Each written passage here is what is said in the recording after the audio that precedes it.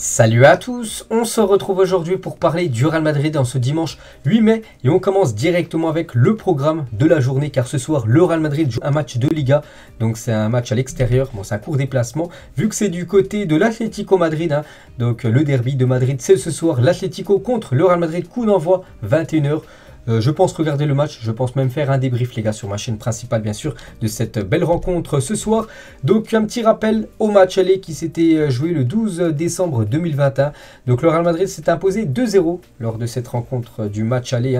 Donc Asensio et Benzema avaient été buteurs. On peut voir que Vini Junior avait délivré 2 passes décisives lors du match aller. Un petit rappel aussi des statistiques où le Real Madrid avait peu tiré, seulement 7 tirs. Donc 3 tirs cadrés mais vraiment efficaces devant les buts parce que sur ces 3 tirs cadrés ça s'est fini avec 2 buts alors que l'Atlético avait beaucoup tiré, 9 tirs, 6 tirs cadrés, aucun but. Courtois avait fait un gros match lors du match. Allez, donc ce soir c'est le match retour, donc de toute façon aucune pression pour le Real Madrid parce que voilà, c'est le Real Madrid est déjà sacré champion d'Espagne, donc même s'il y a des défaites, pas de souci. Enfin voilà, c'est toujours mieux bien sûr de s'imposer, en plus c'est contre le voisin de l'Atlético, mais s'il y a des défaites, aucune conséquence bien sûr sur le classement vu que le titre est déjà validé. Il y a surtout beaucoup de pression sur l'équipe de l'Atlético qui vise elle une place dans le top 4 en Liga.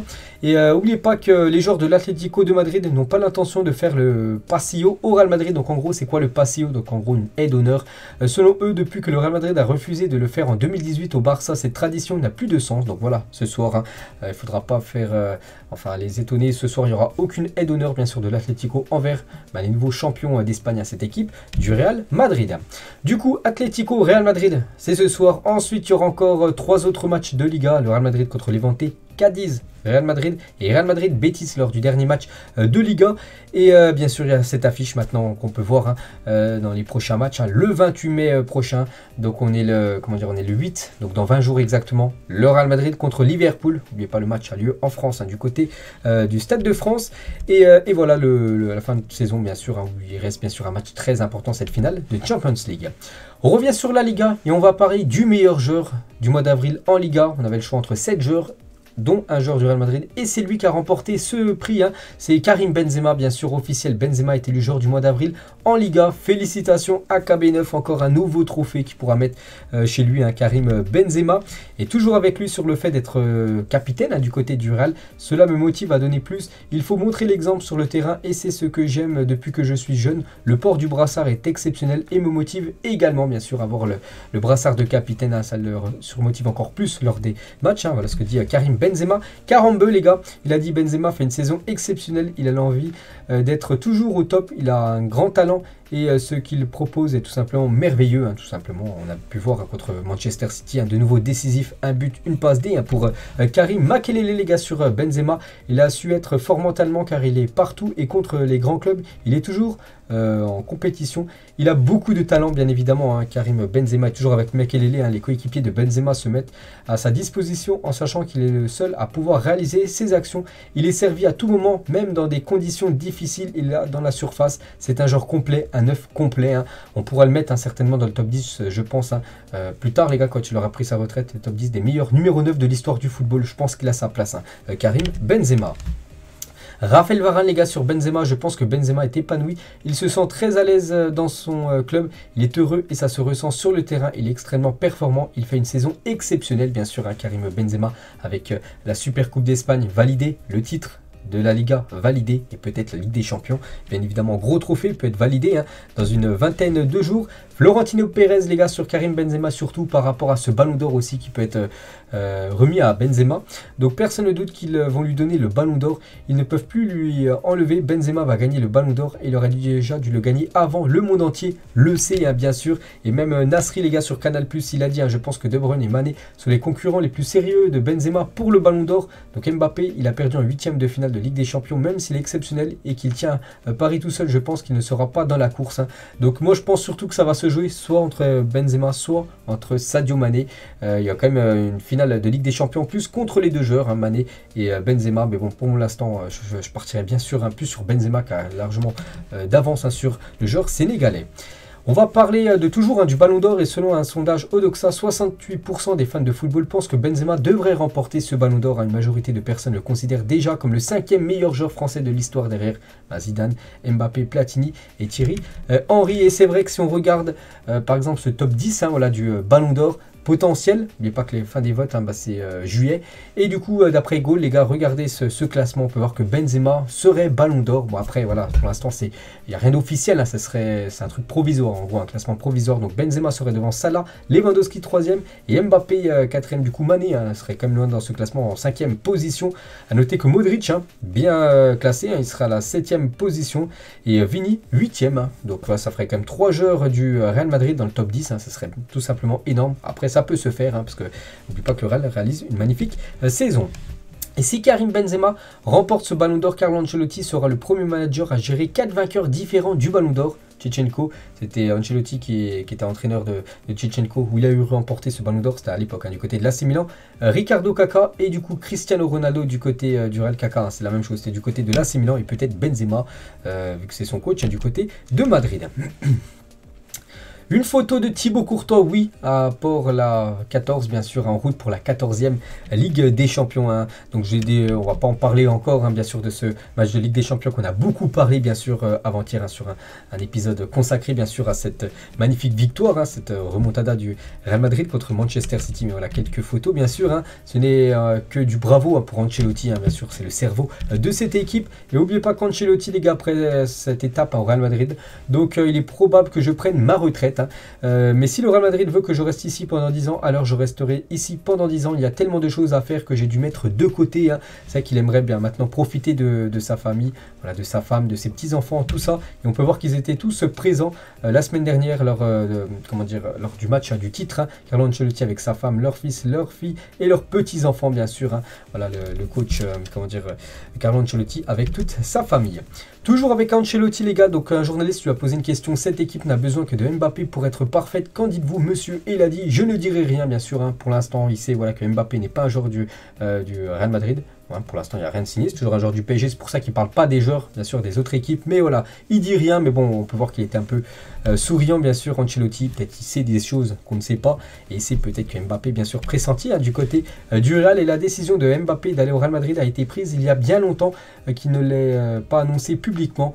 Donc voilà, les gars, pour les sites en provenance d'Espagne, Mbappé s'est déjà décidé depuis pas mal de semaines, voire pas mal de mois, qu'il rejoindrait cette équipe du Real Madrid en fin de saison. Mais bon, il attend tout simplement la fin de saison, tout simplement pour vraiment l'annoncer.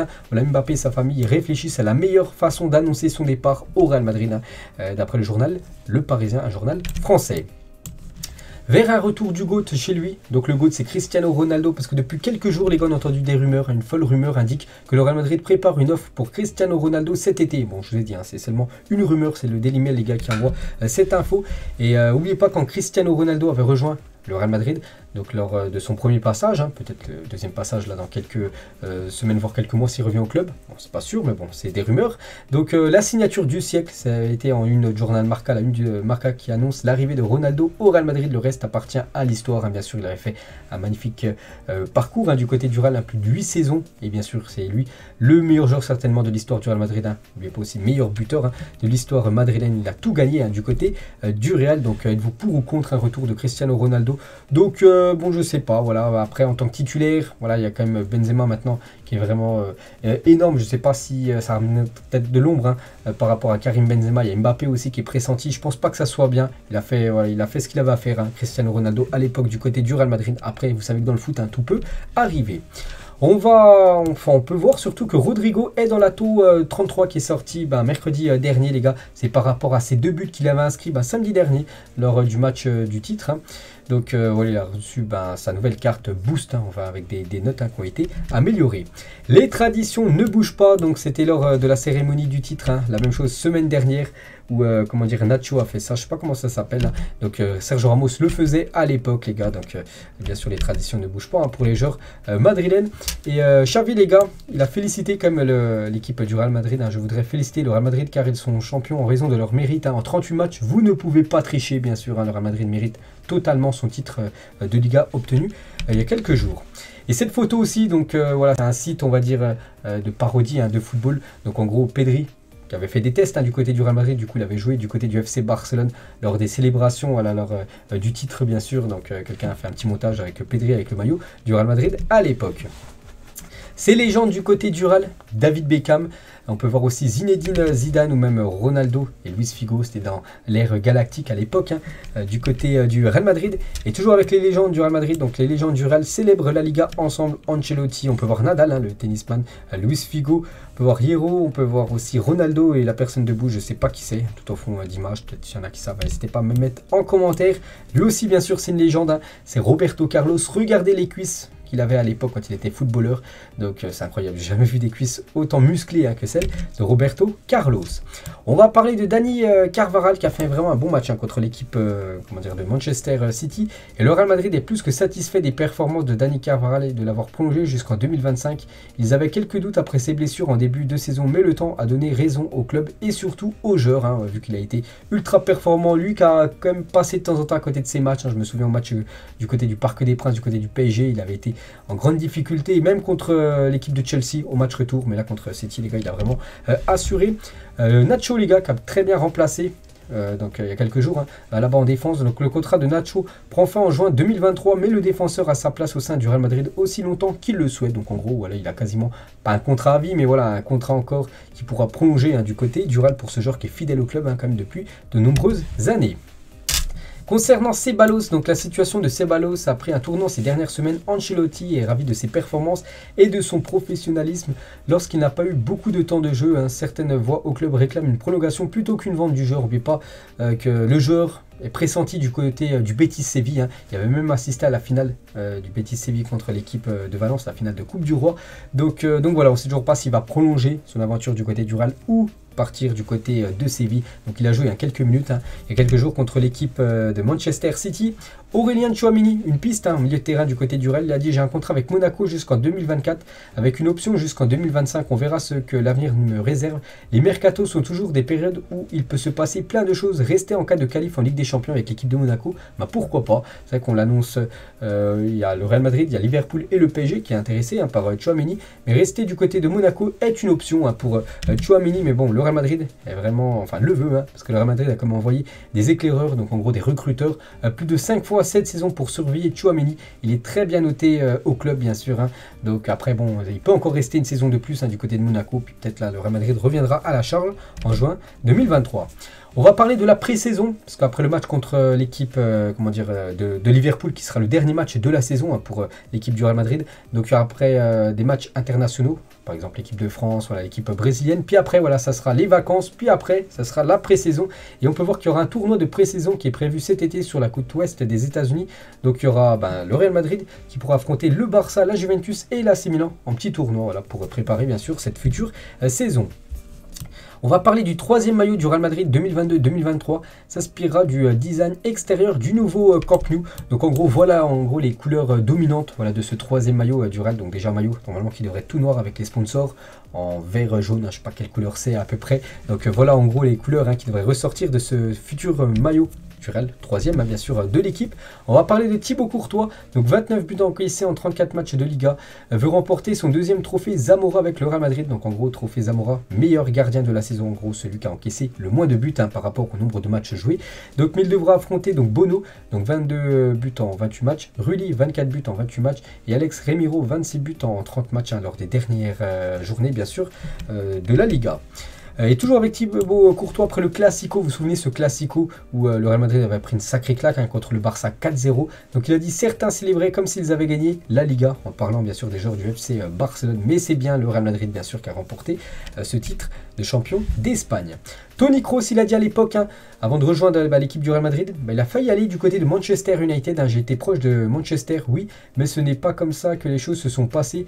Mais je n'ai pas ces pensées hypothétiques. Il n'y a pas de vraie réponse. Une chose dont je suis certain, c'est que je n'aurais probablement pas gagné la Ligue des Champions 3 fois avec Manchester United. On peut confirmer que depuis son arrivée, quand même, en Espagne, voilà, le Real Madrid a gagné 3 ou 4 fois la Ligue des Champions avec Toni Kroos, alors que Manchester n'a toujours pas gagné depuis qu'il est arrivé, bien sûr, du côté du Real Madrid.